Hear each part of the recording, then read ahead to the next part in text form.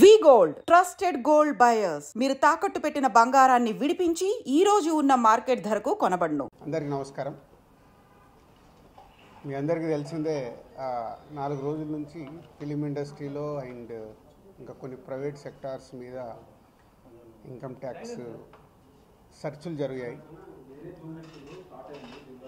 So ఈ సెర్చుల విచిత్రం ఏంటంటే మీడియా వాళ్ళందరూ ఛానల్స్లో కానీ సోషల్ మీడియాలో కానీ నేను సెలబ్రిటీని కాబట్టి ఎన్నో సెర్చ్లు జరుగుతున్నా సో నా న్యూసే మీకు క్యూరియాసిటీ ఉంది కాబట్టి మీడియాకి కానీ మీ మీడియా ద్వారా సొసైటీకి కానీ సో దానికి మీరు ఎంత ఫోకస్ చేస్తున్నారో 4 రోజుల నుంచి మీడియా ద్వారా చూస్తూనే ఉన్నాం. సో అందుకే మీ క్యూరియాసిటీకి దీనికి 4 రోజుల నుంచి ఏమి జరిగింది అనేది చెప్పాల్సిన అవసరం ఉందని మీ అందరినీ పిలవడం జరిగింది. లేకుంటే తెలిసింది తెలియని ఏదేదో న్యూస్లు వేసుకుంటూ 4 రోజుల నుంచి హైలైట్ చేస్తూ ఉన్నారు. ఇన్కమ్ ట్యాక్స్ సెర్చ్ అనేది మాకు 2008లో ఒకసారి జరిగింది. అంటే దాదాపు 16 సంవత్సరాల తర్వాత ఈ సెర్చ్ జరిగింది. మధ్యలో 3 టైమ్స్ సర్వేస్ ఉన్నాయి. సర్వేస్ అంటే అకౌంట్ ఆఫ్ బుక్స్ అనేది చూస్తారు. సో ఈ సెర్చ్ అనేది ప్రాసెస్, వ్యాపారాలు చేస్తున్నప్పుడు ఇన్కమ్ ట్యాక్స్ చేయాల్సిన ప్రాసెస్. అలాగే మా మీద కానీ అదర్ వేరే ప్రొడక్షన్ హౌజెస్ మీద కానీ ఫైనాన్సర్స్ మీద కానీ నిన్న ఈ సెర్చెస్ అన్నీ ఉన్నాయి. పోతే మా దగ్గరకు వస్తే మా కుటుంబం మీద ఏదైతే ఆఫీసు ప్లేస్ ఉందో ఆఫీస్ దగ్గర ఈ సెర్చ్లు జరిగాయి. సో మొదటి 3 రోజులు ఎవరిది వాళ్ళకి ఇండివిజువల్గా సెర్చ్ చేసి స్టేట్మెంట్స్ తీసుకుంటారు. అయిన తర్వాత లాస్ట్ డే నిన్న ఆఫీస్లో కన్క్లూడ్ చేస్తారు. సో మా హౌజెస్లో జరిగిందా కానీ ఆఫీస్లో జరిగిన దాంట్లో కానీ చాలా రిపీటెడ్గా వేసిన కొన్ని ఛానల్స్లో కానీ సోషల్ మీడియాలో కానీ ఇంత డబ్బు దొరికింది, ఇంత డాక్యుమెంట్స్ దొరికాయి, అది దొరికింది అనేది కొన్ని హైలైట్ చేశారు. ఎక్కడ కూడా మా దగ్గర డబ్బు కానీ డాక్యుమెంట్స్ కానీ ఐడెంటిఫై కానీ మా దగ్గర నుంచి వాళ్ళు తీసుకున్నది కానీ లేదు.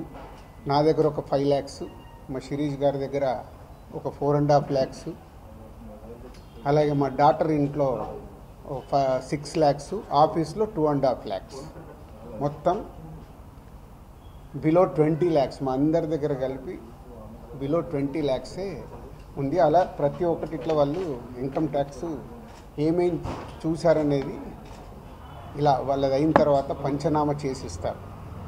సో క్యాష్ రూపంలో అది. అలాగే 5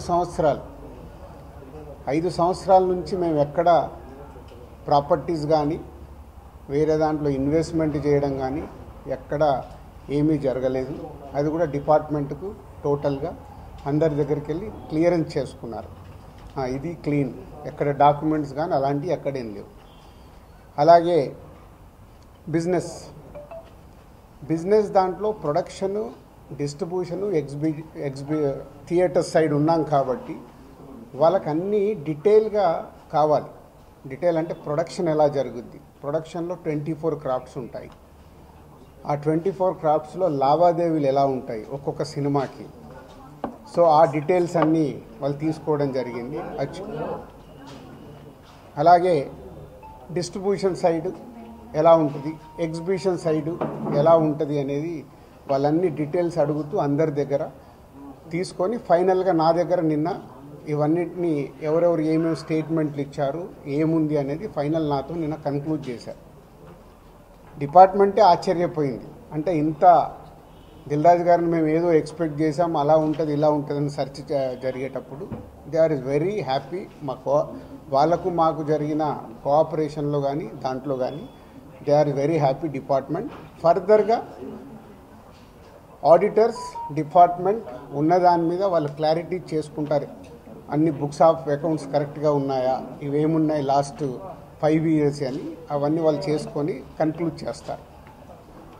ఇదైపోతే మా మదర్ది అమ్మకి 19th రోజు కాఫ్ కోల్డ్ ఎక్కువైంది. 19th అయిన తర్వాత ఇంట్లో వెళ్ళేసి ట్రీట్మెంట్ తీసుకొని వచ్చి ఇంట్లో ఉన్నాడు. సడన్గా కాఫ్ ఎక్కువ అవుతే ఇమీడియట్లీ హాస్పిటల్కి పంపించాం. దానికి ఎవరో కొందరు హార్ట్ అటాక్ అని ఇంకేదో అయిందని రకరకాల న్యూస్లు క్యారీ చేస్తారు. She very fine. జస్ట్ 2 రోజులు షీఈ్ 81 ఏజ్. 2 రోజులు హాస్పిటల్లో ఉండి ఇప్పుడు డిశ్చార్జ్ అయ్యి వస్తున్నారు. She very normal. Lungs infection కొంచెం పెరగడం వల్లే కాఫ్ వచ్చింది. దానికి ట్రీట్మెంట్ తీసుకొని వస్తున్నారు. సో దయచేసి నా మీడియా వారిని 4 రోజులు జరిగింది కానీ ఇది కానీ మీకు తెలిసిందో తెలియందో హైలైట్ చేసుకుంటే వేయకండి. నేను ఎప్పుడు రిక్వెస్ట్ చేస్తుంటాను. అంటే ఇప్పుడు నా మీద మీకు ఎంత క్యూరియాసిటీ ఉంటుందో ఒక సెలబ్రిటీగా, అలాగే చాలామందికి అది ఉంటుంది.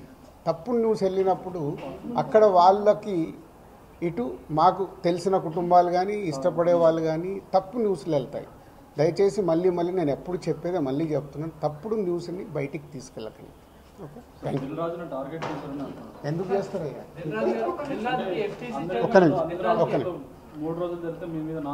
4వ రోజు నాది కాదు కదా, మైత్రిలో జరిగింది, అభిషేక్ మీద జరిగింది, ఇలా అందరి మీద. ఇది ఇండస్ట్రీకి సంబంధించి ఎందుకు టార్గెట్ చేస్తారు? ఇన్కమ్ ట్యాక్స్ అనేది ప్రాసెస్, ఇదేమి ఇల్లీగల్ కాదు. ఇన్కమ్ ట్యాక్స్ అనేది ప్రతి ఒక్కరికి, మీరు కూడా టీడీఎస్లు కడతారుగా, ఎందుకు కడతారు? అస్సలు తప్పు. ఇవే అంటున్నా, రాంగ్ న్యూస్లు మీ ఇష్టంకి వచ్చినాయి అనేసుకొని వేయడం ఎందుకు?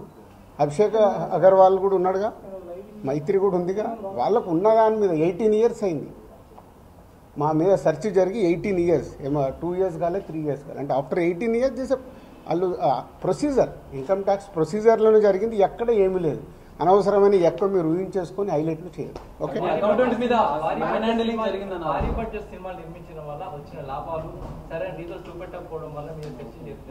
నా దగ్గర కాదండి, మొత్తం జరిగితే మళ్ళీ మీ దగ్గర అంటారేంటి? సో అన్నీ జరుగుతాయి. It's a process. ఇందాక చెప్పాను కదా, 24 క్రాఫ్ట్స్కు ఎలా స్పెండింగ్ చేస్తున్నారు. ఇప్పుడు మా గేమ్ చేంజర్ ఇంత బడ్జెట్ అయింది, ఎలా స్పెండ్ చేస్తున్నారు. They want all accounts. మేము క్లీన్గా ఉండొచ్చు, తీసుకున్నోడు ఉండకపోవచ్చుగా. సో మా దగ్గరికి వెళ్ళి అన్ని డీటెయిల్ తీసుకొని ఎవరెవరికి వెళ్ళాయో వాళ్ళ ద్వారా చెక్ చేస్తారు. ఎందుకంటే TDS, GST, so many process ఉంటాయి. అంతేగాని ఎక్కువ ఊహించేసుకుంటున్నారు, ఏం లేదని. అంటే హైలైట్స్ దాంట్లో ఉండకుండా కొంచెం బయటికి రండి అని నా రిక్వెస్ట్. టాప్ డైరెక్టర్స్ కి బ్లాక్ ఇవ్వడం వల్లే ఇష్యూస్ వస్తున్నాయి అనేది కూడా వినిపిస్తుంది. మీలో కొంతమంది, మీ ప్రొడ్యూసర్స్ కొంతమంది చెప్తున్నారు, దీనికి ఏమంటారు? మీ ఛానల్స్ కూడా చాలా చెప్తారు, బ్లాక్ ఎక్కడ ఉంది, ఎక్కడికి వెళ్ళి వస్తుంది, నువ్వు సినిమా ఎక్కడ చూస్తున్నావు, ఆన్లైన్లో టికెట్ బుక్ చేసుకుంటున్నావు, 90% బుక్ మై షోలో బుక్ చేసుకుంటున్నావు, పేటీఎంలో బుక్ చేసుకుంటున్నారు. ఎక్కడుంది క్యాష్? 90% అకౌంట్లోనే కదా అందరు మీరు బుక్ చేసుకుంటున్నారు, సినిమాలు చూస్తున్నారు. అది మళ్ళీ మీ ఊహ. ఎవరికి రావాల్సిన స్టోరీలు ఎప్పుడు రాసుకుంటూనే ఉంటారు, ఎందుకంటే మీకు కూడా హైలైట్స్ కావాలి కదా, లేకుంటే కష్టంగా. నేను మీకు అదేనండి చెప్తున్నా, 2008లో అయింది సెర్చ్ నా మీద. ఎన్ని సంవత్సరాల తర్వాత వచ్చారు? 1, 2 ఓన్లీ నా మీదే అవుతే మీరు మాట్లాడేది రైట్. ఇండస్ట్రీలో చాలామంది మీద అయింది కదా. సో దానికి లింక్ లేదు కదా. అదే అనవసరమైనది ఊహించుకొని లింకులు చేయకండి నా రిక్వెస్ట్. అసలు నేను ఆఫీస్కి వెళ్ళాను, మరి నాకు ఎవరైనా చెప్పలా.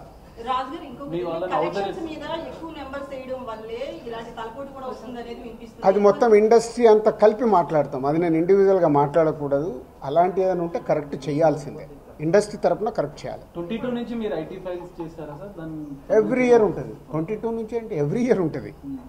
అదే 22, 23 వరకు అసెస్మెంట్స్ అయిపోయాయి. 30% స్లాబ్ లోకి ఎంటర్ అయ్యారు కదా, దానికి సంబంధించి కూడా క్లియర్ ఉందా? ఏంటది? ₹1 దాటితే ఐటీ అన్నదాన్ని. మీరు ఎక్కడున్నారండి బాబు? నా కంపెనీ టర్న్ ఓవర్ ఎంత? 30% గురించి మాట్లాడుతుంది. హైలైట్ టర్న్ ఓవర్ నా కంపెనీది. ఎప్పుడో 2008లోనే నా సర్వే అయిందంటే అప్పుడే ఎంటర్ అవుతుంది కదా, అవుద్ది. అయితే ఫిల్మ్ ఇండస్ట్రీలో రైట్స్ జరగడం కూడా ఒక ప్రెస్టేజ్ ఇష్యూగా కొంతమంది చూస్తున్నారు, డైరెక్టర్లు, హీరోలు, వీళ్ళంతా. దీనికి ఏమంటారు మీరు? అంటే ఇన్కమ్ ట్యాక్స్ వాళ్ళు అదే అంటారు, సార్ మేము వచ్చినామంటే మీరు పెద్దోళ్ళు అని. సో మీ మీద కూడా చేయించుకోరు, మీరు ఫాస్ట్గా పెద్దోళ్ళు అవుతారు. సిబ్బందిని కూడా హౌస్ అరెస్ట్ చేశారన్న అది న్యాచురల్. అంటే హౌస్ అరెస్ట్ అంటే ఇప్పుడు నేనున్నాను 3 రోజులు, మీ మీడియాలు తీస్తున్నాను, నేను ఎక్కడికైనా వాకింగ్ చేస్తాను, బయటికి వెళ్ళనివ్వరు. కమ్యూనికేషన్ కాకుండా వాళ్ళకి కావాల్సిన ఇన్ఫర్మేషన్ తీసుకోవడానికి అందరినీ డిఫరెంట్లో ప్లేస్లో పెట్టి ఫైనల్గా కన్క్లూడ్ చేస్తారు. ప్రొడక్షన్ టైంలో జరిగిన లావాదేవీలు, తర్వాత మీ సినిమా రిలీజ్ అయినాక వచ్చిన లావాదేవీలు, వీటన్నిటిని అడగడం జరిగిందా? లేదా ప్రొడక్షన్ అది ఆటోమేటిక్ అండి, అది ప్రాసెస్. వాళ్ళకి అదే అవగాహన చేసుకోవడానికి. సినిమా క్యాష్ ఉన్న బ్యాంక్కి వెళ్ళి డ్రా చేసే పెడతారు. సో వాళ్ళకి డౌట్స్ ఉంటాయి. డౌట్స్ ఉన్నప్పుడు క్లారిఫై చేయాల్సిన రెస్పాన్సిబిలిటీ మాదే కదా. సో అలా ఒక్కొక్కటి ప్రొడక్షన్ ఏంటి, డిస్ట్రిబ్యూషన్ ఏంటి, ఎగ్జిబిషన్ ఏంటి, ఎలా ప్రాసెస్లో ఉంటాయి అన్నీ ఎక్స్ప్లెయిన్ చేస్తూ వచ్చాను. మీ దగ్గర 5 lakhs రూపీస్ అని అన్నారు, శిరీష్ గారి దగ్గర 4.5, at the same time Hanshitha గారి ఇంట్లో ఎంత స్వాధీనం చేస్తారు? 6.5 lakhs. టోటల్ కలిసి 20 లక్షలండి. క్యాష్ రూపంలో మా ఫ్యామిలీలో కానీ ఆఫీస్లో కానీ 20 lakhs. అది దానికి కూడా ఇది అన్అఫీషియల్ కాదు, ప్రతి ఒక్కదానికి ఇట్లా డాక్యుమెంట్ ఇస్తారు.